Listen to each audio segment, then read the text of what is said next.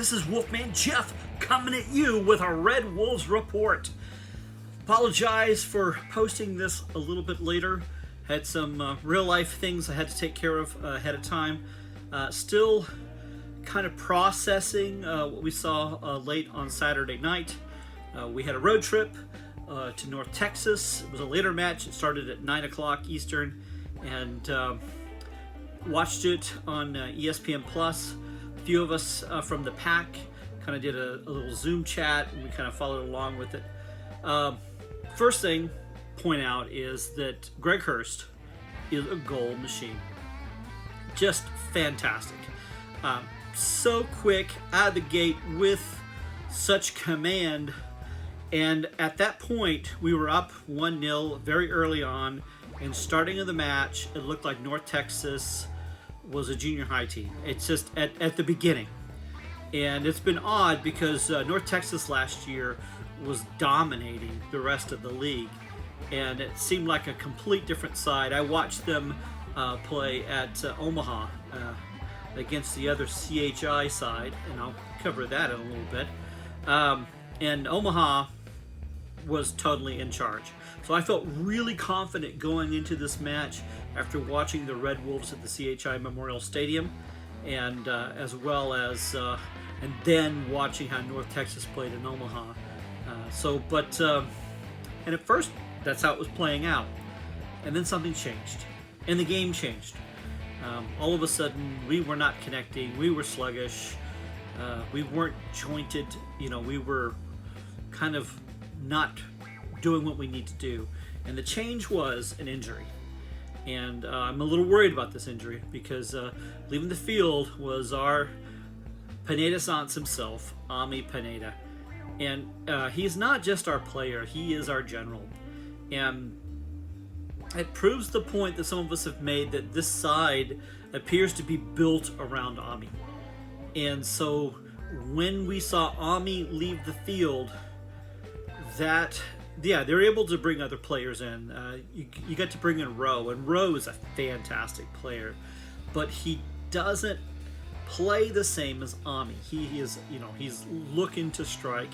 He's not setting the plays, and so we didn't have that playmaker. Our general was off the field, and but eventually we got down. They got a goal. So at the half, I think it was at the half, we were going in, it was 1-1. And sometimes when you see a draw, and if you score first and then they catch up, that draw can feel like a loss. So at that point, when they tied it back up to 1-1, it was a draw, but it felt kind of like a loss. In the second half, they scored again, and it looked pretty dire. Lo and behold, coming in, MARKY HERNANDEZ, who actually didn't start this team, at least on this game. He has been one of the starters. He came in, great footwork, and he scored a goal. So to prove that you don't have to be Greg HURST to score a goal for the Red Wolves, but it certainly helps. MARKY has been so close on scoring. I knew it was going to happen soon. I think both him and RICARDO ZACHARIAS is going to get on the board more and more. Now, RICARDO still hasn't gotten his first goal, and I think once he scores with the Red Wolves, it's just going to come naturally. But things are still not connected. Having said that, I still am very, very pleased with our style of play, continuing to push, and I'm noticing Coach is willing to move the pieces around. He's very active. You can see him yelling at there, and he's very much helping his side to react accordingly. And so our defense wasn't as great, but still we have a solid defense. We still have more attack, but without Ami Pineda, those chances are that much harder to happen. I mean, it's we've got the players to do it, but we don't have another Ami, and at least not a equivalent.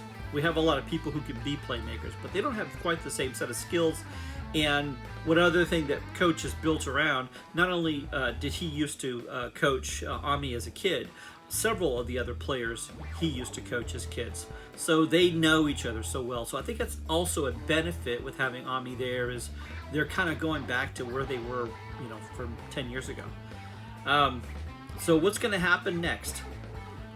What the thing we don't know is we don't know the condition with Ami. So either Ami is out and someone else has to fill that role, or Ami will be back in and possibly not at full strength. So who else do we have on our team that can really fit that playmaker? We've got some with abilities. I think Soto has shown some ability with that.